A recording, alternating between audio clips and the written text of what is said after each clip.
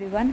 मैंने last 2 videos upload किया था अपने यूट्यूब चैनल पे, जिसमें क्वेश्चन पूछे गए थे बहुत सारे लोगों ने regarding the PhD admission in Thapar universities. But still बहुत सारे क्वेश्चंस फिर भी आ रहे हैं। मेरे को बहुत टाइम हो गया वीडियोज़ अपलोड किए हुए, लेकिन जब मैंने क्वेश्चंस देखे अपनी वीडियोज़ के कमेंट्स में, हालांकि मैंने बहुत सारी वीडियोज़ के जो भी कमेंट्स आए हैं वीडियोज़ के नीचे, उनके रिप्लाई जो है वो कर दिए हैं। अभी जो क्वेश्चन है वो कुछ इस तरह से है कि कुछ लोगों ने मुझसे पूछा है कि पीएचडी प्रेजेंटेशन कैसे बनाएं।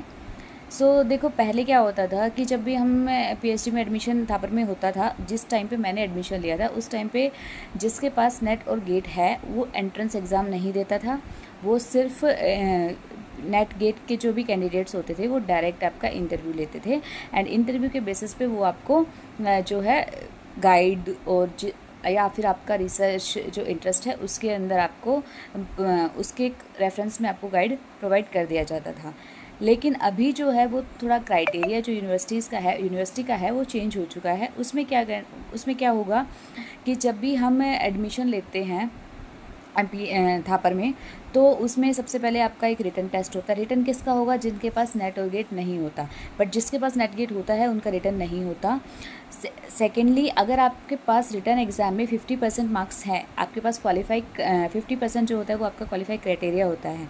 उसके बाद आपका एक प्रेजेंटेशन होता है। वो प्रेजेंटेशन, अगर आपके पास एमएससी के अंदर कोई भी रिसर्च प्रोजेक्ट है तो आप उस रिसर्च प्रोजेक्ट का एक पीपीटी 10 to 12 स्लाइड्स के अंदर बना के आप प्रेजेंट कर सकते हो। अगर आपके पास कोई रिसर्च एक्सपीरियंस नहीं है तो आप कोई भी एक ऐसा टॉपिक जो आपके मास्टर्स में आपका बहुत अच्छा टॉपिक रहा है, बहुत जिसके आप के जो कॉन्सेप्ट है वो बहुत अच्छे से क्लियर है, वो आप टॉपिक का के ऊपर 10 to 12 स्लाइड्स के अंदर एक प्रेजेंटेशन बना सकते हो। उसके बाद आपका एक राउंड होता है, इंटरव्यू का राउंड। उसके अंदर आपको क्या करना है, उसमें आप उससे पूछा जाएगा कि आपका फील्ड जो है आप किस फील्ड में इंटरेस्ट रखते हो।